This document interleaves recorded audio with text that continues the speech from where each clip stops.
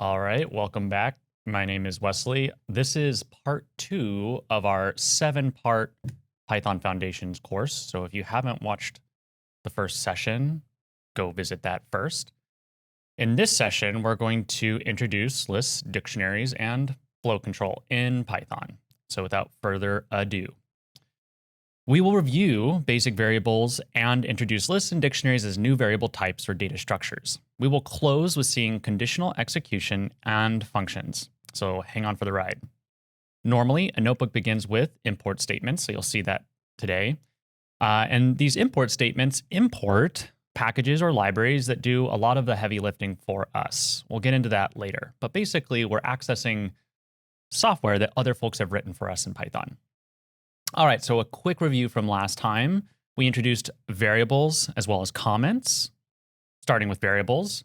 Variables are human names we give data objects in our code. Variables in Python should be named using appropriate descriptions of their purpose. This is not unique to Python, but it is a defining feature of Python. By convention, most variable names are lowercase and may optionally contain an underscore character. So far, you've only seen examples of functions and variables in Python, but eventually you encounter all the types of Python objects in this table, right? So we've covered functions and variables, but there's also constants, methods, classes. Methods and classes we'll visit in our session on object-oriented programming, and then also modules and packages. Some names you might want to use that are off limits because they are what we call reserved words, meaning they are words in Python that have a special meaning. Examples of reserved words that you should not use as variable names are in this table. The ones in bold are ones we will use in the session today. Remember, these can't be used as variable names. So just to highlight these bolded words, import, true, false, if, else, def, in, not, and, or, and none are all reserved words in Python that we're going to cover today. Let's see an example of a decimal point containing number known to computers as a floating point number. Let's use pi as the number. Pro tip, you can write equations in Markdown, and I've got a reference here for you to visit if you're interested in doing that. You'll see them in our notebooks. While I'm about to execute this cell, I'm going to navigate over to the Google Colab version of this notebook. All right, so we're in Google Colab now. Go ahead and tell Google to run this, even though it doesn't know that we're the author of this notebook. All right, so I've got this variable I've called pickles. I've set it equal to pi to 2 decimal places, 3.14, and now I've printed that variable to the screen. So all stuff we kind of discussed yesterday. Cool, we defined a variable named pickles containing a poor estimate of pi. Now every place the word pickles appears, it will have the value of 3.14, at least until we change the value stored under that variable name. Exercise 1, picking variable names. Is pickles a good variable name for the value pi? If not, what would be a better name? Is it in the reserved word list above? These are all things we should consider when we're naming a value. Use the code cell below to create a new variable with your preferred name in it. So I'm going to try just pi. It's not highlighting, so that's a good sign. Our IDE would highlight it if it was a reserved word, depending on which IDE we're using. In the case of Colab, it would. So I'll set this equal to 3.14. Very good. Variables can change their value in Python, so we can change the value of pickles to something else if we want. For example, a definition of what pickles are would be a good value to store under the namespace pickles. So I'm going to do just that. So pickles equals, and then I'm designating a string here with these double quotes, a cucumber preserved in vinegar or brine. So if you didn't actually know what pickles were, there you go. Quick review of comments now. So that's our little session, our little throwback to variables. Just like we should use good naming conventions for variables so that they make sense, we should have good comments to help readers, including ourselves, follow our code. Good comments can turn a speck of coding gold into a valuable nugget of knowledge. Bad or wrong comments are bugs. If you want to learn more about why we call computer coding problems bugs, read this article on Grace Hopper. Actually, I would suggest reading up on Grace Hopper in any case. Great to know a little bit of the history there, especially within the context of women in coding. All right. Here, I've just got an example comment. Notice it is in English and full sentences. That is good style. Cool. Something that isn't good style here, and I'm going to try to not get too off script because we have a lot of information to go over today, but If you look at the IDE, if you look at this code cell, you'll see this little gray line. All right, what's that little gray line showing us right after the word that?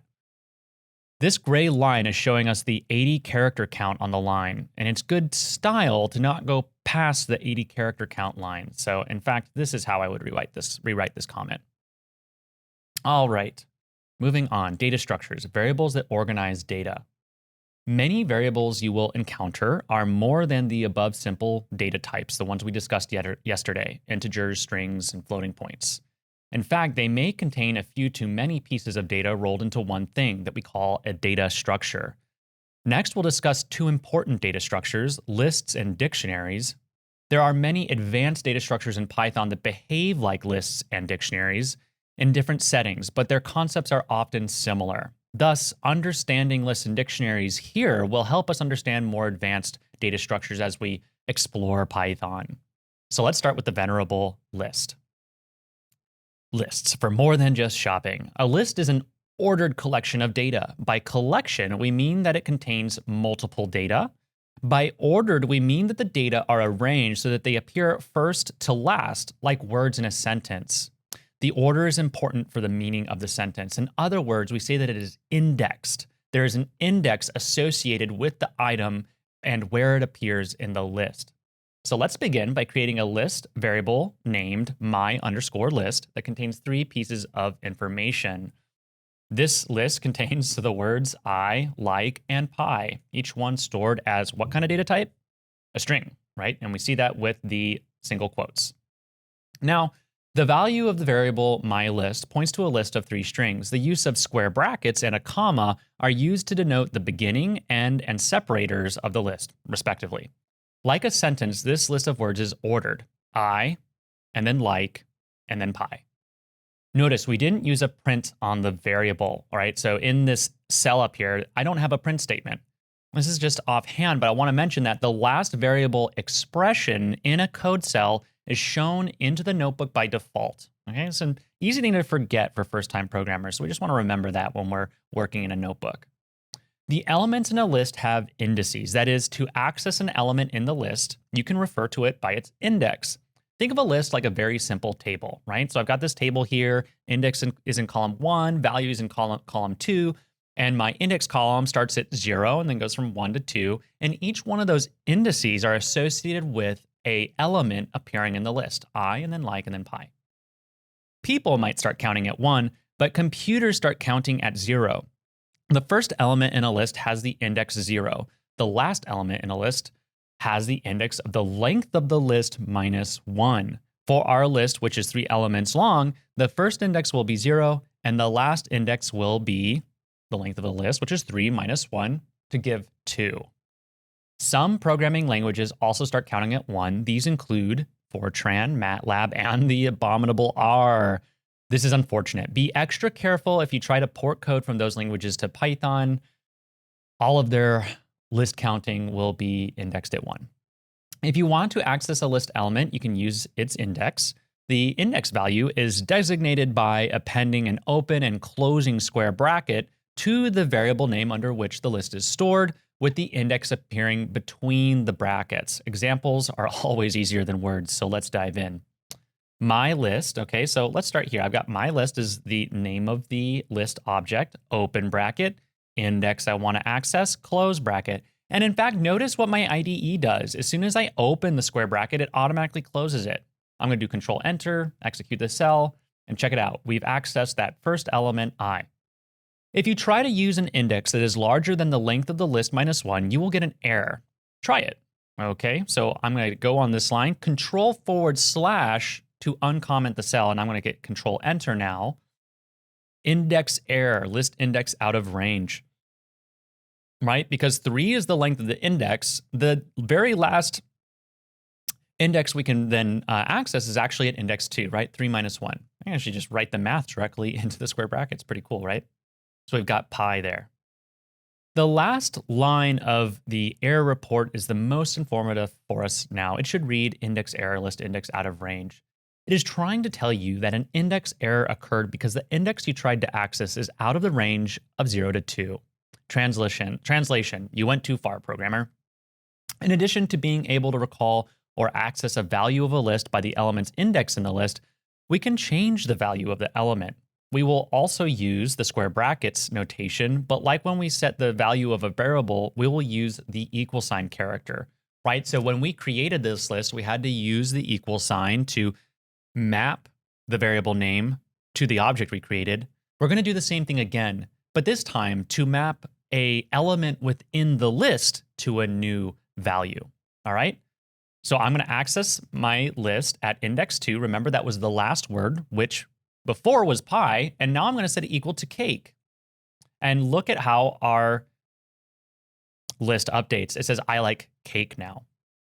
All right. We're going to get into a very useful list function. Actually, we could call it a method to be more precise, but we'll talk more about what we mean by that in the session on object-oriented programming. For now, we'll call it a function. We're going to talk about a special function for lists called append. There are, I think, about a dozen, maybe 10 to 12 different functions for lists, and we won't cover them all, but I invite you to look those up after today's session. All right, let's talk about empty lists and appending items to a list. An empty list is created by setting a variable to just empty square brackets. This means the variable's data type is a list, but it contains no elements. It's empty. All right, so this variable called a new list is going to be just an empty list. We can append items to a list by using the append function. We'll talk more about functions later, but when this function or method is used on a variable whose data type is a list, it will append the value in between the parentheses to the end of the list. All right, so I've got in this first line, my list. To access this method, I have to put a period, and this is going to be across all objects in Python that have methods, right? So to access this method, I put a period, the function or method name, in this case, append, open parentheses, because it is a function, and then whatever parameter I need to pass to this function. In the case of append, I am passing the value that I want to add to the list. All right, so if I run this cell, I first appended first element, and then I appended second element. Notice how the append statement operates on the end of the list, right? We're appending it to the end of the list. And this is why second element comes after first element. Finally, in addition to the append function, there are, as I mentioned before, a lot of functions or methods available for lists. And there's a link to a complete list of them here. One more we'll touch on quickly is the length function. It returns the length of a list. Here's an example. I type in length, L-E-N, open parentheses, and then the list object. Really quick, notice how length is not accessed by putting a period after the object, right? When we had a new list and we did .append, append was a method because it was accessed by putting a period after the object. Length is actually a function, right? It's not associated with any specific object. Rather, it's inbuilt into Python, vanilla Python. All right. Moving on, slicing. Sometimes you want to make a list from consecutive elements of a list. This is called slicing, where you cut up a list and get just the consecutive values that you want. Slicing is done with the colon character in the index area between the two square brackets. Here's an example to pull just the last two items out of my list. We use the first index, then a colon, then the last index plus 1. And this is because that last number is exclusive. So a little confusing to remember, but when we're slicing, the number that appears before the colon is inclusive. That means we include the value at that index. And the number that appears after the colon is exclusive. That means we don't include the value at that index. So let's just take an example. I'm going to do my list, open square bracket, 1. So remember, the list contains I like cake. So 1 is going to be associated with the word like. And then colon, and then 3. Remember, 3 is the length of the list, and there's nothing actually at index 3, but because we're slicing, we only go up to and not including the value of 3. So when I run this, I get like cake. Just for giggles, try it with 1 and 2, right? And so we just pull the value of like. You don't even need to use the upper bound if all you really mean is the end of the list. For that, you can leave the index empty. Hot dog, let's see an example, right? So all I've done here is I've dropped that value of 3. And when I do that, Python infers that I just want to grab everything up to the end of the list. I can do the same thing with the first index. So if I put 2 here, I now just grab the first two items in the list. All right, but wait, there's more. You can set multiple elements of a list at the same time by slicing. So remember when we did my list indexed at 2 and reset pie to cake? We can do the same thing, but we can reset multiple elements of the list at the same time. So I'm going to slice, right? My list sliced from index 1 onward is just going to be, what was it? Like cake. I'm going to change this now to love puppies. Notice that in order to do the update, I have to pass the same object that is returned by the slice, which is a list. There we go. My list is now updated with the new values. To recap, lists are ordered collections of information that you can recognize by the use of square brackets. To access, or we sometimes call it address, elements in the list, you can use indices. In Python, they start at 0. The last element of a list has the index of the length of the list minus 1. So in our example, the length of the list was 3, the last index was 2. When slicing a list, use 2 indices separated by a colon. If you leave one off, it means everything up to or beyond that element. Open question here. Will either of the following codes return an error? Let's think about this. So I've got my list, colon, length of my list. So what do we think? This is an example of slicing, correct? And remember that the upper bound of the slice is exclusive, so we actually can go to the length of a list. Now, will the second expression return an error? If you think it will, you are correct. So we can only, the last index of a list is the length of the list minus 1. So with the second expression, we're trying to access something that doesn't exist. Moving on. Negative indices. So we'll go really quickly through this, but a brief note for folks who want to learn more, you can use negative index numbers to access from the end of the list towards the front. That is, a -1 is the last element in the list, a -2 is the second to last, and so forth. The same rules apply for slicing.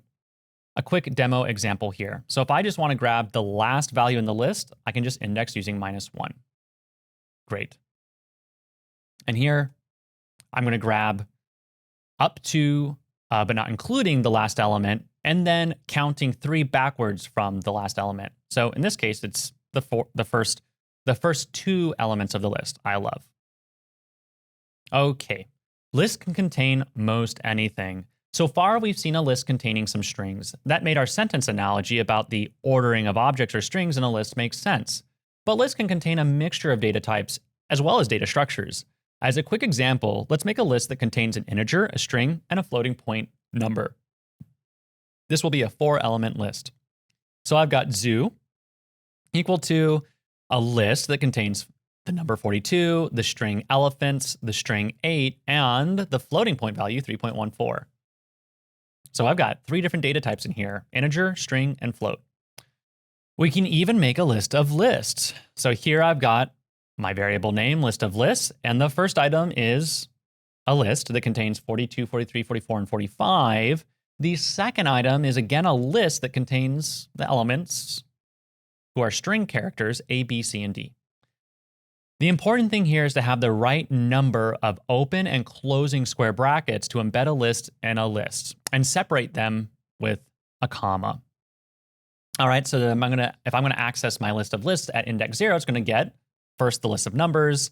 If I wanted to grab that number 43, I do the same expression again, but now I index along the return of that first expression, right? So if I want to grab 43, I need to grab the element at index 1. So all I've done here is I've added another set of square brackets, right? We're chaining along the indexing, which makes sense because it's a nested structure, right? It's a list within a list. Here I'm doing the same thing again, but I'm accessing the second item, which is the list of strings. And then the second item within that list is B, so I get B returned. All right, we can also take the return of indexing from a list, set it to a new variable name, and then index that new variable. All right, exercise 2, accessing lists of lists. By the way, just to reiterate from our last session, if you're working through these exercises on your own, feel free to pause the video, but I will go ahead and solve them as we move forward. Make sure you understand why the above works. Take a minute and play with the first and last indices. So it says access 45 in list of lists, and then access D in list of lists. So we'll start with the first part of this. So list Notice I'm going to use my tooltip, scroll down to it. All right. And I like to kind of, build as I go. So I'm going to go ahead and do Control Enter to see what list of lists is, make sure I'm remembering correctly. And I'm looking at it and say, I want to grab that first list, the list of numbers. And then 45 is what, the last number? It's easier for me to count from the end in that case. So I'll go ahead and do -1. All right. And then we'll print this so that it remains expressed underneath the code cell, even when I continue to type in the code cell. So now moving on to the second agenda item, tab complete. We want to grab the second item, which is the list of strings, the list of alphabetic characters, and then D, A, B, C, D, again, is the last number, but just to do it a little differently, we'll index it with its direct index value, which is 3. Nice, so we have 45 and we have D. Alrighty, moving on to dictionaries. For more than just reading on a Friday night, sometimes we want to access elements in a data structure by something other than an index. Consider a dictionary on the internet. You look up the word on a search engine and go to the web page of the entry for that word.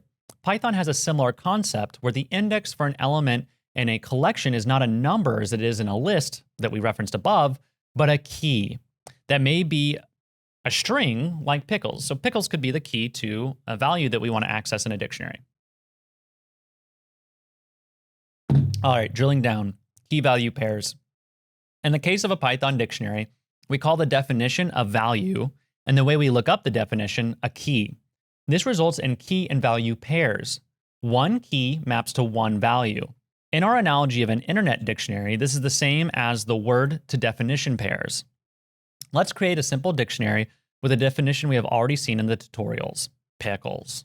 All right, so the way we create a dictionary is with curly brackets this time. All right, so I'm going to make a new dictionary called mydict, set it equal to curly brackets, going to be an empty dictionary. And then if I want to add a key value pair, get this. This is where it can get a little confusing for folks. But if I want to add a value, I'm going to use square brackets, just as we did with the list. So I'm going to open square bracket, the key I want to use, in this case, pickles, and then equal sign the value I want to associate it with, which in our case will be a cucumber preserved in vinegar or brine. Lastly, I'm going to express the dictionary at the end of the cell so we can take a look. Here it is. I know it's a dictionary because I see the curly brackets and I also see the key value pair.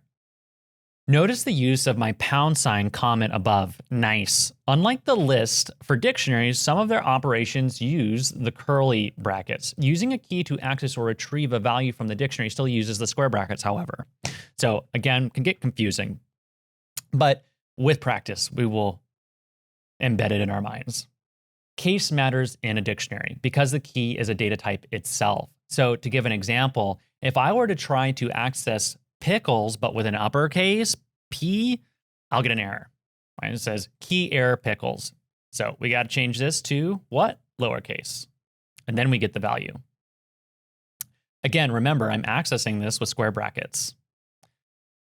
And the message we saw was a lot like the index error that we saw earlier when we tried to index past the last element of our list. Moving on, you can change the value of a dictionary key by reassigning it. For example, below, we use the same key pickles to change the definition of the word in our dictionary. Notice we will still use the square brackets, but we use the key instead of the index like we did with lists. The change we made in the string is that the cucumbers and pickles are usually small. So I'm just going to update my string, a small cucumber preserved in vinegar or brine. Nice. And we see the update down below. Let's add 2 key and value pairs to our dictionary from the table below. So let's see. I'm going to add one list, right? So I'm just going to type in list and then set it equal to an ordered collection. Let's do the second one, mydict, and then do dictionary. Dictionary. I'm going to get my spelling. Oops. And then what do we got? A collection with unique indices. Nice. All right. We see our updates. Finally, like the list's append function, there are a lot of functions or methods and attributes available for dictionaries. You can visit a complete list of them at this link. And last error message I wanted to show before we move on to part 2 of this session is If I try to access a value with an index, I'll get an error, right? So this is the difference, or the difference, a major difference between lists and dictionaries. Lists, ordered, so you can access them with indices. Dictionaries, not ordered, so you can't access them with indices. All right, so moving on to the second part of our session today, flow control. Right, this is when we start to add complexity to our code. Flow control is a fancy phrase meaning that to execute some code statements under certain conditions. The simplest case is an if statement. And this is in our figure below on the left. If a variable is true, then do something. If it is false, then do something else. So in this diagram, the left-hand side, and I'm circling right here, this diamond is indicating a condition, right? And if the condition is true, we pass through the left. If it's false, we pass through the right. We'll see how this looks in actual Python in a moment.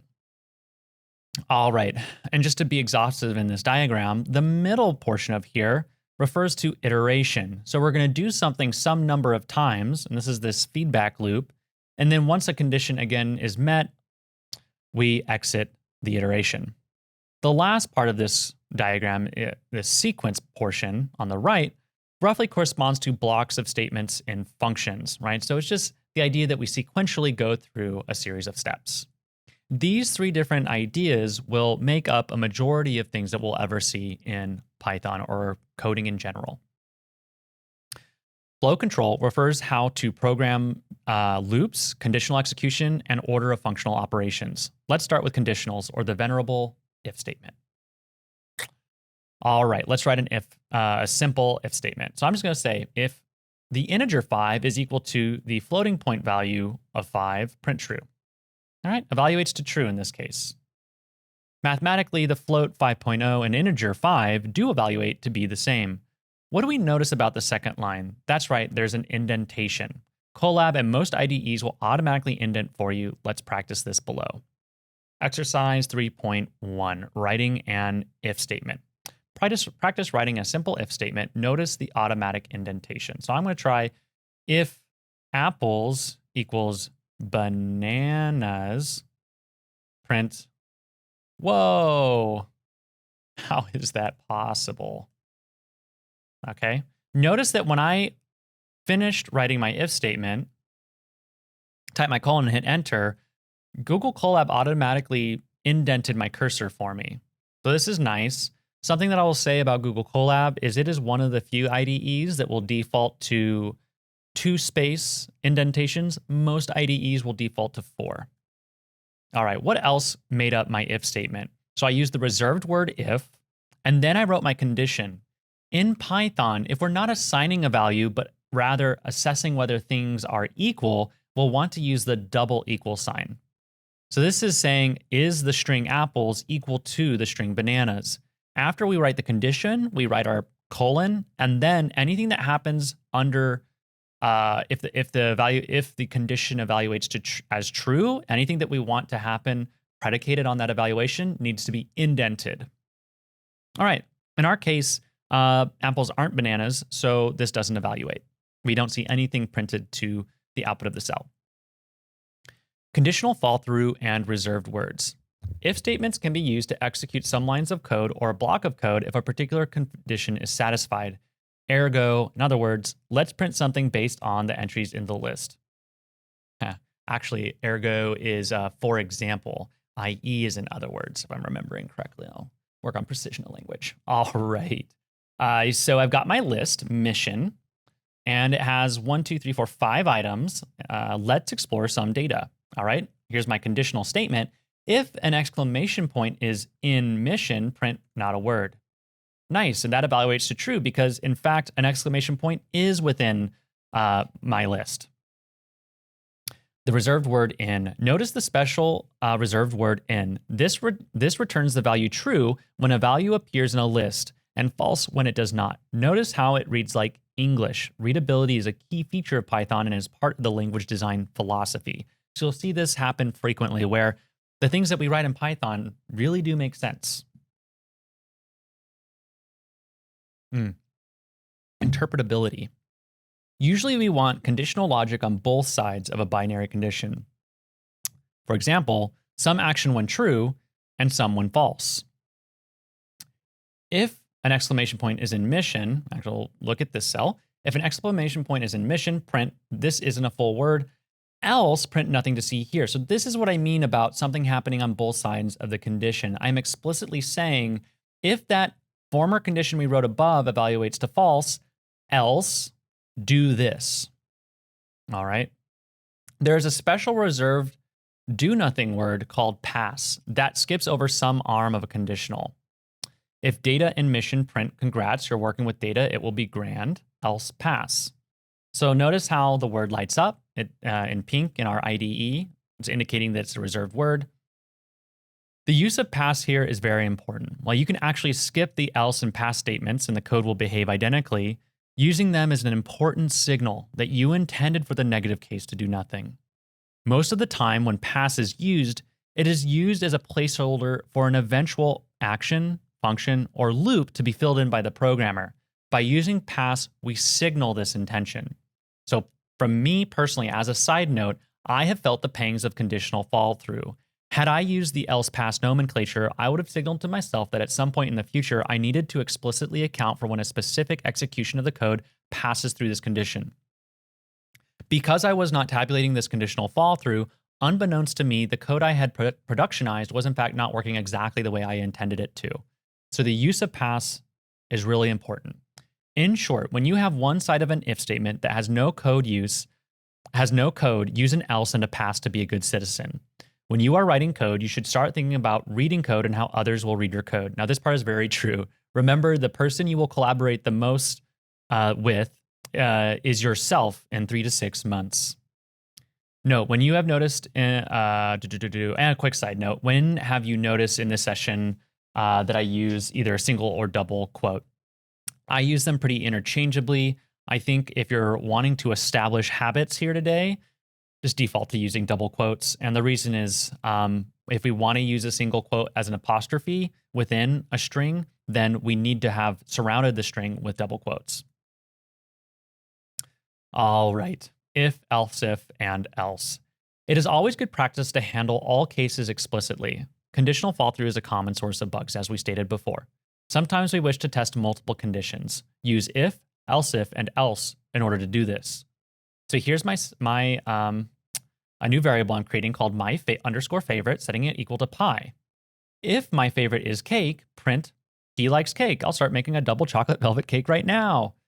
Else if. So the else if is going to come next. And what this does is it only runs if the prior if, or as we'll see, the prior else if evaluated to false. So this is only going to run if my favorite is not cake. All right, so else if my favorite is pie, print he likes pie. I'll start making a cherry pie right now. Finally, to end the series of predicated conditionals, we capsulate it, we cap it off with an else, right? So else is our catch-all.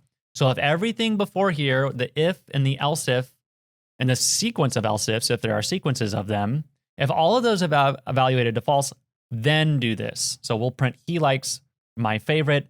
I don't know how to make that. Right, so I'll change this to cake. Notice how the update changes. I'll change this to bananas, B-A-N-A-N. I don't know how to spell it. He likes bananas. I don't know how to make that. No, there is a big difference between the above using elif and this code that uses sequential ifs, right? So what do we think the difference is here? Let's think about this.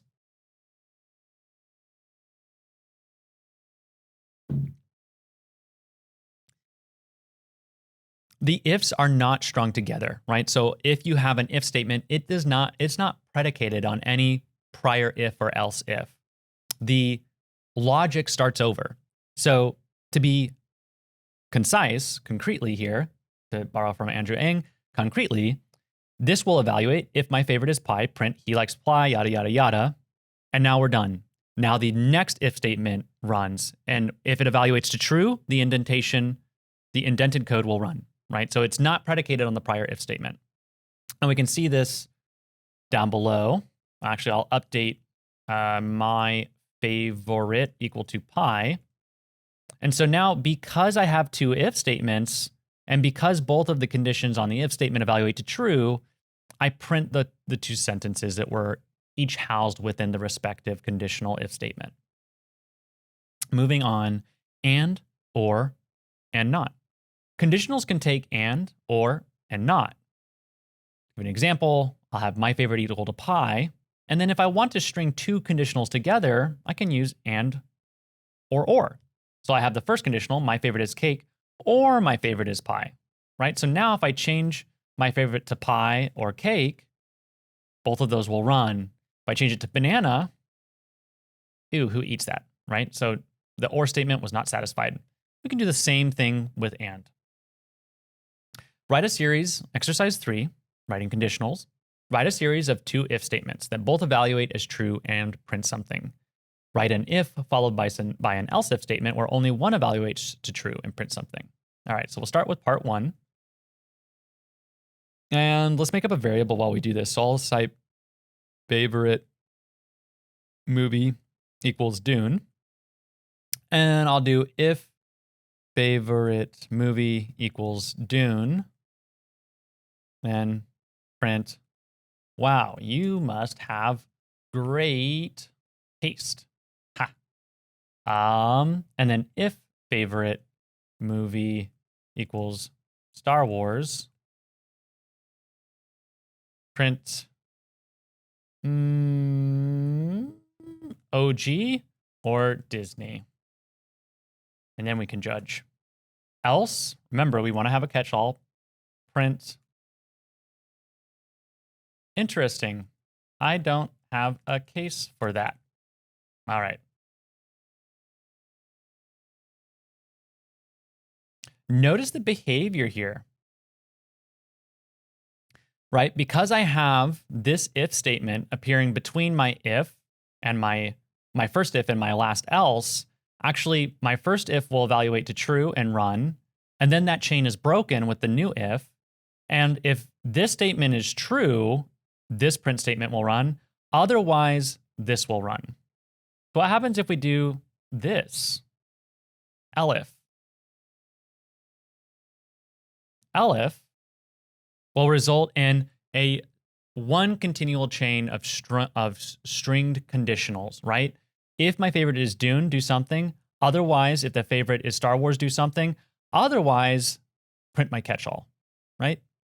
Can get a little bit tricky to get used to, but I guarantee with practice, you'll be a pro in no time. Moving on. For loops are the standard loop, though while is also common. For has the general form, for something in something, do stuff, right? So to bring this back to our diagram above, we visited the left-hand side of the diagram, right? Conditional and a diamond, true go this way, false go this way, and then connect down below. Now we're looking at iterations. For is just one example of iterating in Python. We'll look at while in a moment. Iterating through objects. For loops and collections like tuples, lists, and dictionaries are natural friends. The loop is iterating through an object we call an iterable. Tuples, lists, and dictionaries are all iterables. I know we haven't mentioned tuples before. You can think of them like a special kind of list. And that's all we'll say about them right now. Mission. Let's explore some data.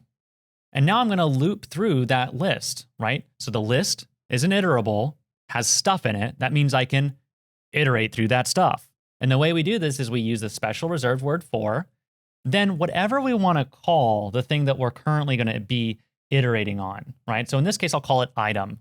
For item in mission.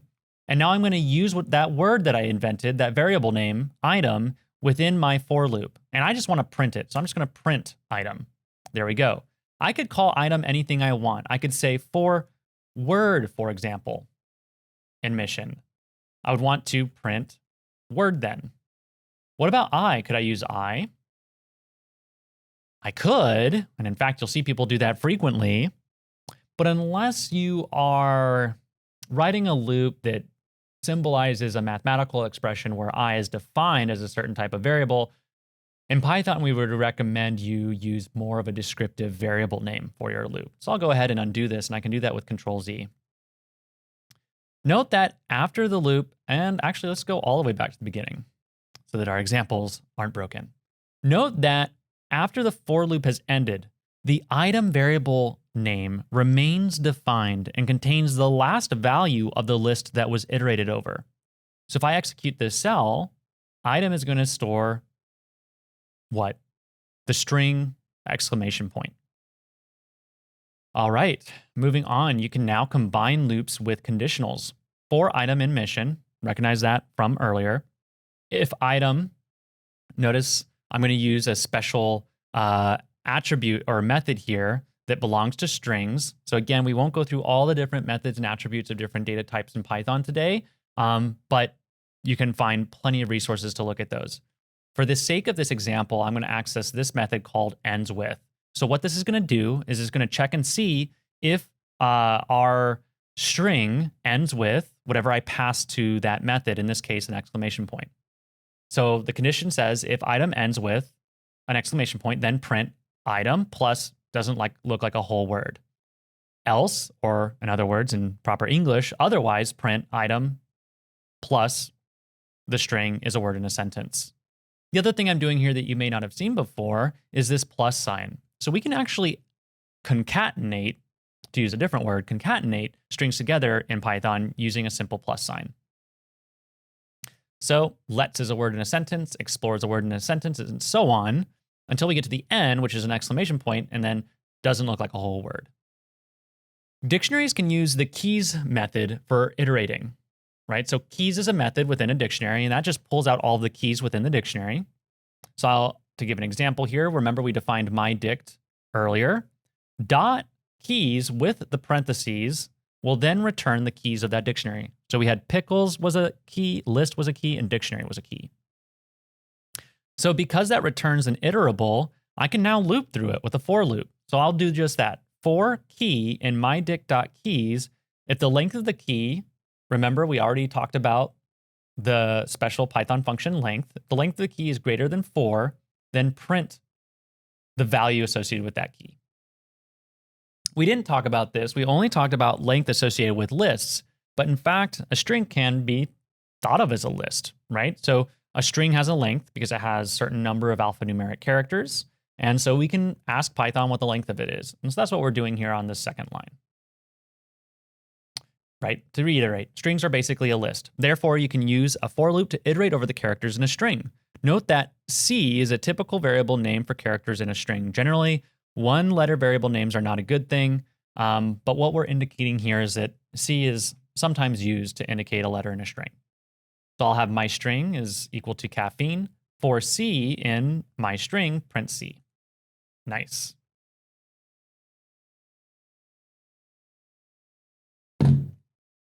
All right, another super useful function in Python that partners extraordinarily well with for loops, the range function.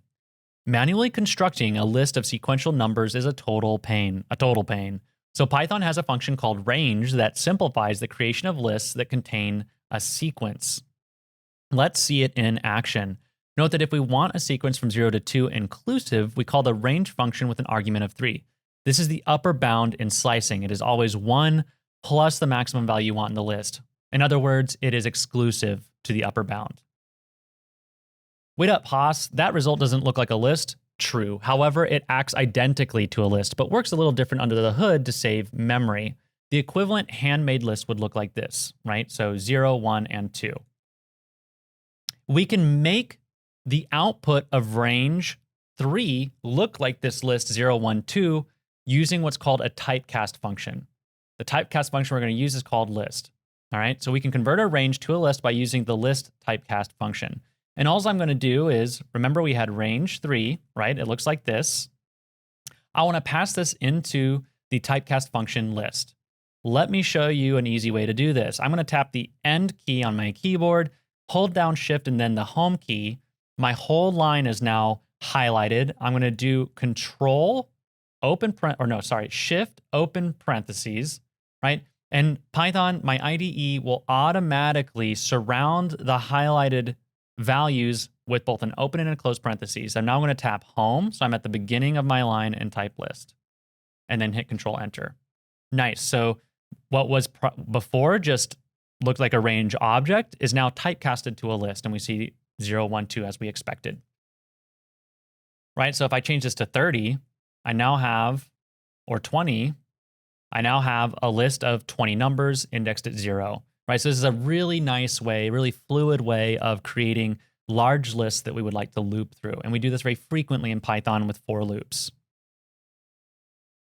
Notice that Python, in the newest versions, aka 3+, has an object type that is a range. This saves memory and speeds up calculations versus an explicit representation of a range as a list. This is what we were just talking about. But it can be auto-magically converted to a list on the fly by Python. To show the contents as a list, we can use the typecast function like we did just above. Sometimes in older Python documents, you will see xrange. This used to be the range object back in Python 2. That used to be what is now range in Python 3. Back in Python 2, range returned an actual list. So you just want to be aware of this if you're looking at older versions of Python. All right, remember earlier with slicing, the syntax :3 meant 0, 1, 2. Well, the same upper bound philosophy applies here. So if I want to loop through something and not go through every item in the list, I can use slicing to do that. And we just want to remember that just as slicing the upper bound was exclusive before, it's going to be exclusive here as well, which makes sense, right? We're first creating this slice, and then we're iterating through the items that are returned in that slice. So it makes sense that the rules would be unchanged here. All right, and because we are not including everything up to the end of this list XS, right? We're only going through 0 and 1. X is going to be less than 2. And we're only looping through actually this first item, 0, right? Because this upper bound is exclusive. Cool. Let's use range to access our list. Mission using list element indexing. All right. So I'm going to create a for loop for index in range 5. So remember, range 5 is going to return what? A list of numbers, 0, 1, 2, 3, 4. And now I'm going to use 0, 1, 2, 3, 4 to index my mission list. And I'm going to set that returned value to the variable name item. All right. If item ends with exclamation point, do this, else do this. We saw these conditions previously, right? And so this evaluates the same exact way as before, except instead of looping through the items in mission directly, I'm looping through a variable that I will use as an index and then use that index to access the items in the list. This would probably be better written as below. Why is it better to use the length function than hard code in the length of the list, right? So I hard coded in the length of the list with this number 5. And here below, I've replaced that 5 with this expression, length mission. This is better because if mission changes, our for loop doesn't break, right? If our mission was shorter and only contained 4 elements, for instance, we would return an error. But in all, it isn't very Python-esque to use indices like that, unless you have another reason to do so in the loop that you've created. And you would opt instead to loop directly through the items in the list. So basically, what we're saying here is that this is not Python-esque to loop through an index and then use that index to access a list. Rather, you just want to loop through the items directly. So for item in list, for instance. All right, and then this is the antithetical case. The time when you would want to loop through integers is because you want to do some math, right? Or perhaps you want to index multiple lists, right? This would be another reason that an index would be useful. Cool, right? So in this case, I'm looping through numbers 0 through 9 and adding them to a sum to get 45. Before we leave the topic of range, let's take a quick look at the documentation for it here. Notice it has another calling semantic than the one we have been using. All right. So all I'm doing here is I'm pulling up the documentation for range, and I'm looking at the parameters it takes, right? So range takes a start, a stop, and a step. But before, we had just been accessing it with a stop. Okay. We have been using this version, range with the stop value, where the list will end at stop -1. There is another way the range function can be called, which is to give it an inclusive start and an exclusive stop. So range and then start and stop. This returns a list of numbers that go from start to stop -1. Let's take a quick example. So if I do range 1 and 9, and I'm going to typecast it with the function list, we get that instead of starting at 0 this time, we start at 1. So this is just an important FYI.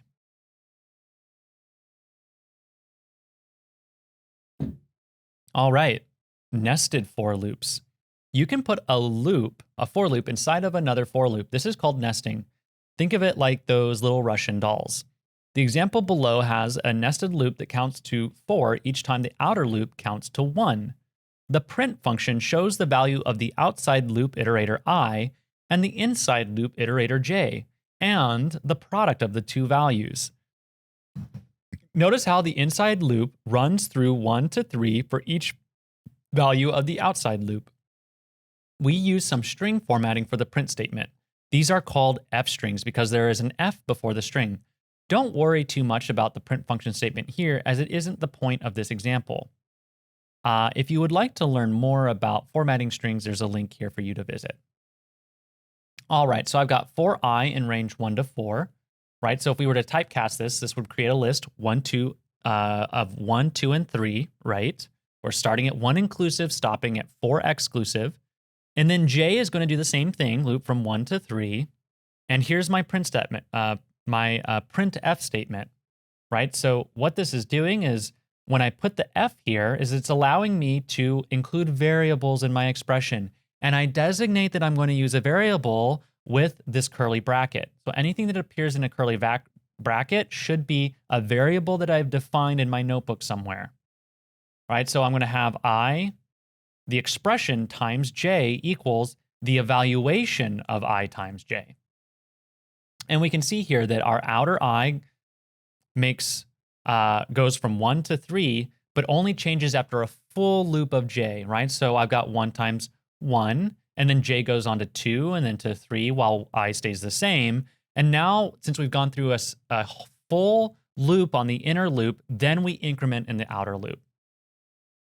Cool. Again, this can take a little getting used to, but with some practice, it will become like second nature. Exiting for loops. You can exit a for loop if a condition is met. We'll explore this with the reserved words break and continue. So starting with break. Sometimes in a for loop, you experience a condition where you want to terminate any further iterations of the loop. The reserved word break will completely exit a for loop. In this example, we exit the for loop when the iteration variable I is equal to the integer 4. So I've got for I in range 10. Remember, that's going to go from, in this case, 0 to 9. And then I'm saying if I equals 4, break. And I'm just going to evaluate what I is equal to at the bottom of this cell. And we see that it is 4, which is what we expect. So I goes 0, 1, 2, 3, 4. Then this break statement evaluates to true, and we break out of the for loop. Moving on to continue. Sometimes in a for loop, you want to skip certain elements.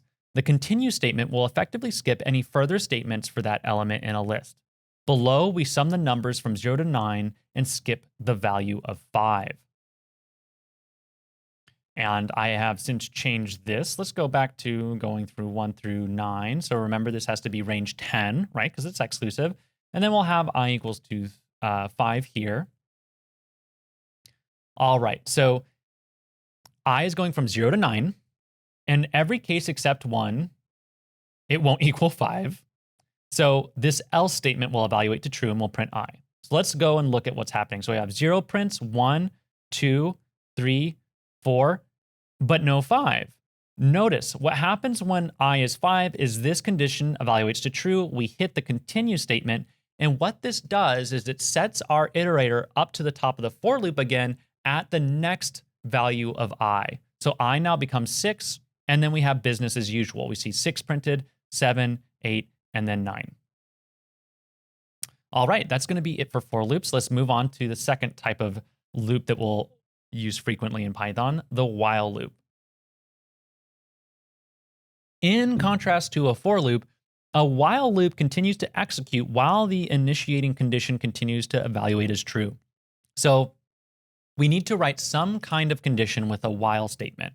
So I'm going to have some variable here called a. I'm going to seed it with the value of 0. And then I'm going to say while a is less than 10, keep executing this loop. All right. So in the first time the loop executes, I'm going to add 5 to a. A is now 5. I'll print hello. In the second statement, and then a is still less than 10 because it's 5. In the second loop, 5 is added to a again. It becomes 10. We print hello. And then when we go back to the top of the while loop, a is now 10. It's in fact not less than 10. So the condition is not met and we exit.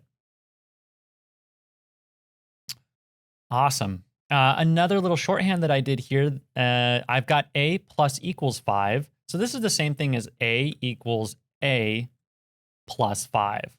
So all I've done is I've just shortened this to a common expression in Python, the plus equal. You can do the same thing with a minus. You can do minus equals to subtract a value from a variable that is already seeded with a certain value. You can also use break and continue in while loops. So I can say something like while true, print hello, and then break, and this loop will only run once. So notice I can use true here as a conditional, right? Instead of writing the conditional directly, I can just write the Boolean. Question 2, while loops. What happens in this cell? Let's uncomment it so we can get our IDE highlighting. So a equals to 0. I'm saying while a is less than 10, if a equals 5, continue. So when a equals 5, then we're going to get stuck, right? Because this continue statement is going to send us up to the top, and then we'll go down here, and then go to the top, and then down here, and then top, and down here, and a won't ever exit 5. So that's, I think we kind of can get a sense of what's going to happen without even moving forward. But let's continue. On the next line, we have a is equal to a plus 5. So yes, we're going to increment a by multiples of 5, and we're going to get stuck on a equals 5. So if I run this, we're going to print hello one time, and then we're just going to go back and forth in the top of this loop. So to stop it, I'm going to have to hit this stop button. Whoops. All right. And if we take out that incrementer, then we just keep printing hello, right? So I meant to Control A, select everything, comment it, run the cell, gets rid of the error message. All right. Last thing for today, the Zen of Python. Finally, let's end this with a philosophy, with a bit of Python philosophy. This is a fun Easter egg. To see it, type import this. So I don't know what version of Python started including this. I believe it's in Python 2 as well as Python 3, but this is an Easter egg, right? So it's like a little hidden gemstone. If you import this, you get this poem. And without going through the exercise of reading the PEP 8 stylistic Python guide, you can get a sense of what is proper Python just by simply reading this poem. I won't read it for you here, but it's here for you to read if you would like. Again, we have some references at the end of this notebook. A lot of them were included throughout the notebook. They're here for ease of access. And that's it for today. There is a lab associated with this notebook. So if we go back to the website, remember the suggested schedule for this material is here on the About page. So we're here on day 2 now. We've just completed session 2. And there is an associated lab, lab 2. So we can go to labs and then click on practice with flow control. And we have some fun little exercises here, printing different pyramid shapes, calculating the Fibonacci sequence, manipulating dictionaries, and then working together with conditionals and for loops to do this FizzBuzz task, which is a kind of a simple kind of leak code style problem that you'll see in like coding interviews. All right, that is it for today. Thanks for watching.